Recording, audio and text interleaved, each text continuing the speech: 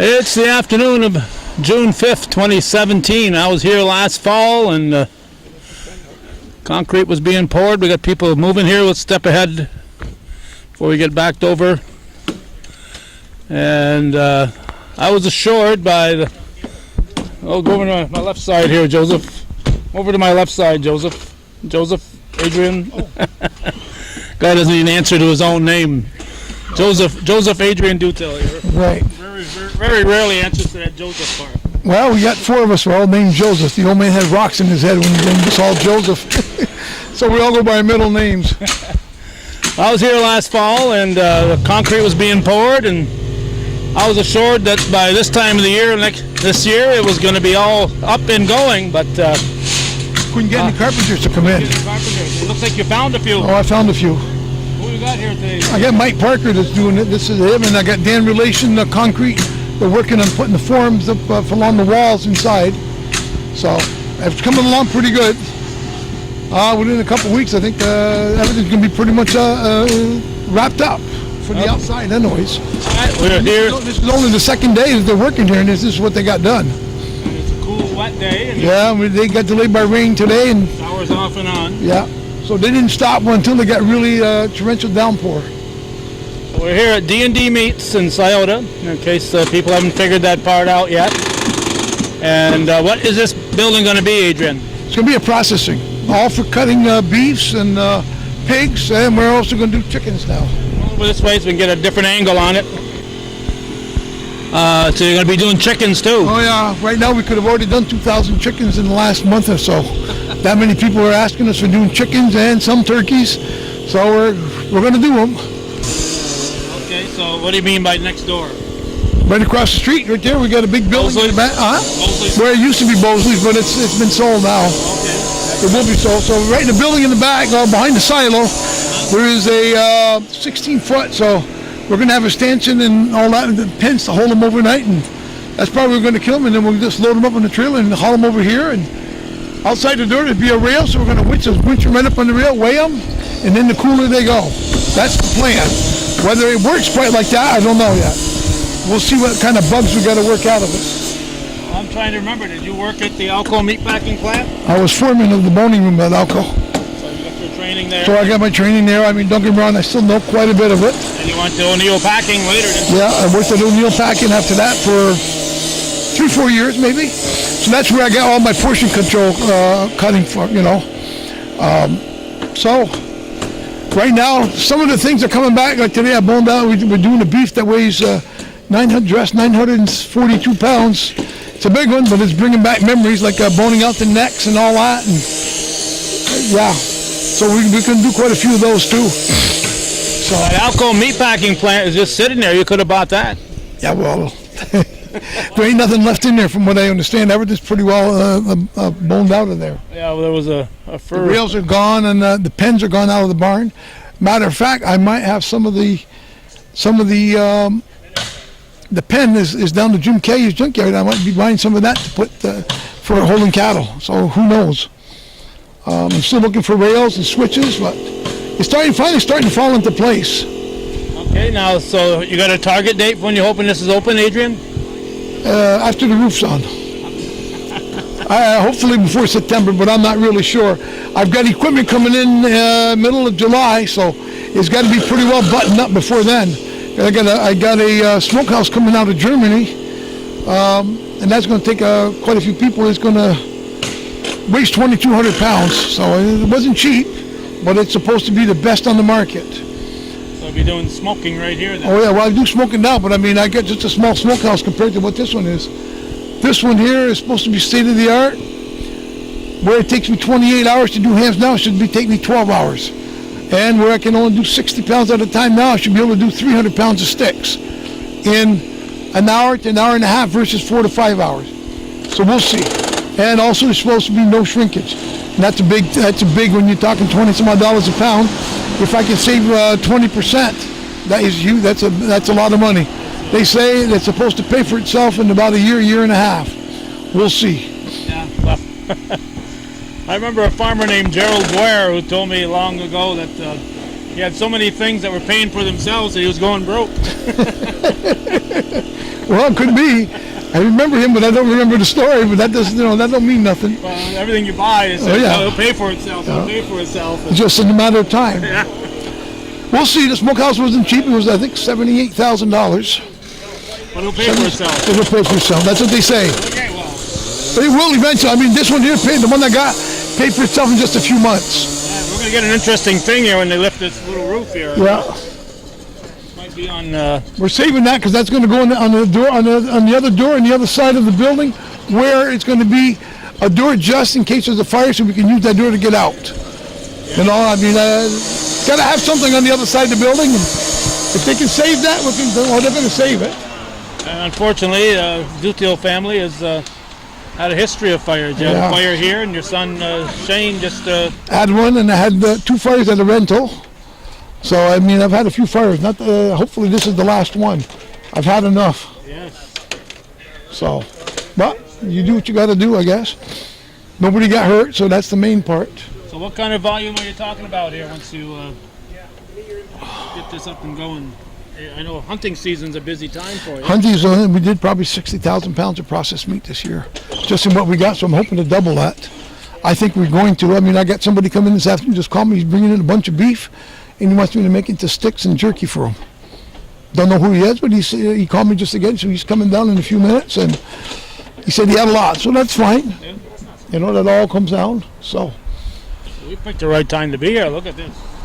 Poetry in motion here. I told him that was just like bolted to the wall, so that way we can save it. Yeah. Yeah. So. Yeah. Oh, your boss, the boss of the operation. Oh, look at that. He's going to make because there's a camera. There's a camera rolling. He's going to here. He's going over to help.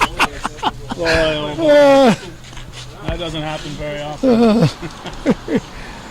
Yeah. Now you're at an age here where you shouldn't be thinking about expanding. You should be thinking about. This is my last. This will be my last hurrah. I'm not going any bigger than this, and it's for him more than it is for me. And I think we can make some money in the meantime. I mean, don't get me wrong. We've been busy. We've been cutting venison. I think the last one started. Somebody brought me some from last year, August 18th of last year, and we haven't stopped yet. We still got maybe 14 people to do. How can they bring you August venison? From the year before, it's in the freezer. Oh, okay. It's all processed. It's all cut up. It's just we just got to process it and put it in sticks and that.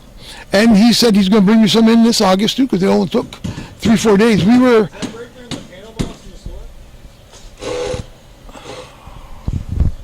I would say in the back. So, anyways, well, just hit both sides with a screwdriver. You'll know where it goes. Hit both sides with a screwdriver. You'll know where the breaker is. Yeah, Adrien. But anyways, what were we talking about? We're talking about who knows? I wasn't even listening to you. Anyway. Right here, now we're going to be like we're Bob Venn here, eh? Oh God. I know you had a little meat route for a while when you were working at O'Neill's, and and then we gave that up a few years. Became available. Yeah, the store became available while I was there, and I was looking for a store, and that's what I did. I bought it. Gilbert store. It was Gilbert store, and it was a dying business at the time, and we just brought it back. Took a long time, and had some competition at that. I had 3 stores. I had 3 stores in Sciota when I bought the store. Now I'm down to 1. Everybody said I was going to be out of business, and guess what? I'm the only one left. The survivor. I'm the survivor. So I must have did something right. Or but I mean, that was the other. Both of us, we worked very well as a team. I can't say we didn't. Never an argument. Well, I wouldn't go that far. Well-oiled gear here. Yeah. Running on all cylinders. But it worked out. Don't get me wrong. So, do I think we can do more beef? Oh God, yes. Right now, I think we got 45 turkeys that we got to kill for Thanksgiving, the week of Thanksgiving. We haven't even started yet. After that, well, I see most of it when it's a side of beef or, just a skinned pig or something like that. That's when I get involved. So we do smoke our own hams and our own bacon right now. Hopefully, we're going to be doing a lot more of it. So. Well, you better be if you're putting all this effort. Oh yes. Well, this is not cheap. It'll pay for itself. It's going to have to. I ain't got no choice. I ain't got no choice. I got to make payments for 10 years. So you've got a busy little place in the back of your store now. Is that? Oh yeah. Is that gonna? That's going to give us some more room because I tell you what, I'm sick of the walk-in cool freezer we got now. It's 8 by 12, and for a while this winter we just opened the door and there was 80 lugs right there. You couldn't even walk in. You had to pull the meat out to get to the back. We had 36 lugs in the cooler, and we had 20. So you're talking to be a big freezer in here, and yeah, the freezer's going to be 14 by 20, 10 foot high. So for me, that's a good size freezer. It's twice as big as what I got, at least twice as big. So, that's a start. I'm going to have a big walk-in cooler, 14 by 17. I've got a 10 by 15 cooling cooler just for the hot products coming out. But the cutting room is going to be 3 times bigger than what we got. So that's going to really be helpful for us. Yeah, right now you're walking all over each other. Right, that's the biggest problem. Brother Mark. Brother Mark and the women in the back there, because you're always rubbing against each other, whatever. And you had to move 15 lugs or things to get to one thing, and then when you got back, you have to go back. So when Pepsi or the beer came in, we'd have to move everything so they could get everything in and then move everything back. So a lot of times we spent a lot of time just moving stuff back and forth.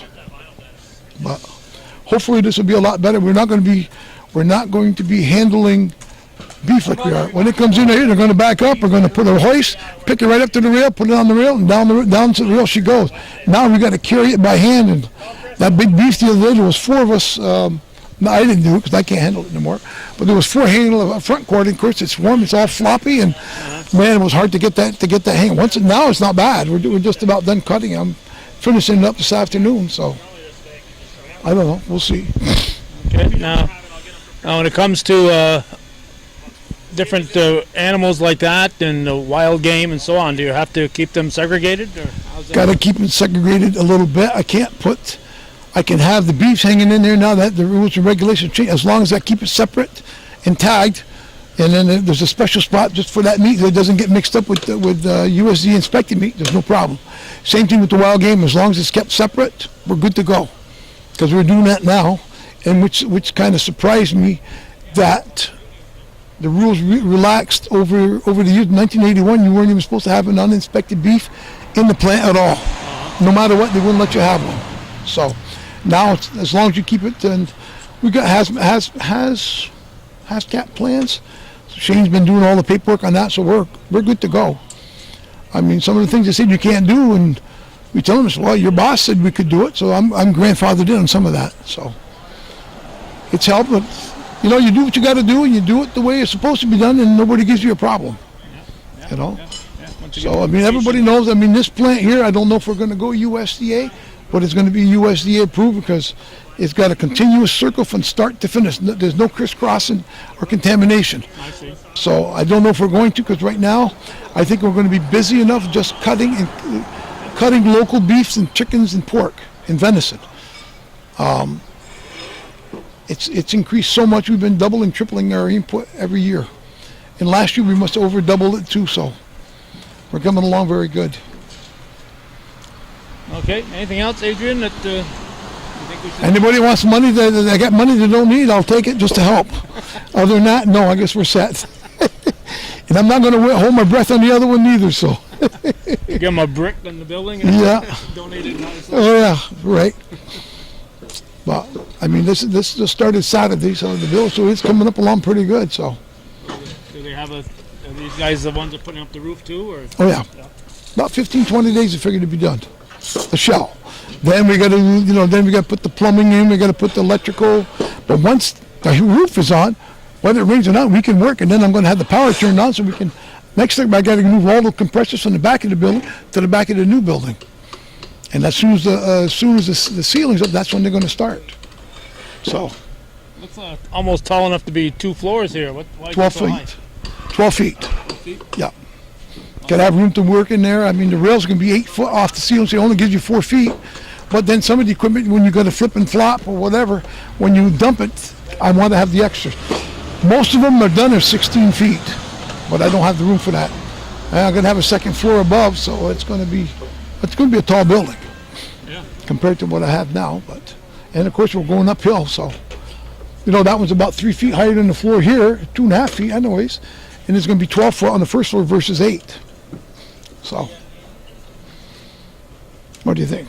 I've said enough? I think you... Okay. You're going to edit this, right? Oh, definitely, Yeah, okay. definitely. Okay, As soon as I learn how to edit, this will be the first thing. The first thing you're going to edit, okay. Be it, yeah. So if anybody has any questions, they're right here in beautiful downtown Sciota, the biggest business in town. The only one actually pretty much left. Yep. All right. We're going to put Sciota on the map. All right. I hope. People from Scotia will be jealous. Well, I've got people, one guy, I've had 3 families in the last one that came from New Jersey. Came up, one guy was going to Montreal, they saw us on the internet, stopped by and they spent $250. So they will be back. Because everything she asked for I had. All right, so we've been talking to Joseph Adrien Dutil, not to be confused with all the other Joseph Dutils. And we're here at D&D Meats, so when I wrap up, I'll take a quick shot of the store, so people, in front of the store, so people will know for sure where we are. Right, the front of the store's changed too, have you noticed it? I'll go look right now. Oh, it's changed big time. My wife redid the front just a few months ago. A few weeks ago. So. Thank you, Adrian. Okay, very good. Thanks, Calvin. And just in case there's a few folks who don't know exactly where D&D Meats is here in Sciota, it's at Ober's Corners, and it's Minor Farm Road intersects Route 22. This is between Moores and West Shazy is where Sciota is located. So thanks to Adrian for taking time out. They were busier than heck when I pulled in here, but they took time out to come out and chat with us and tell us about this update here on the construction of his new facility here behind the store. Thanks for watching and supporting viewer-supported local television, Hometown Cable.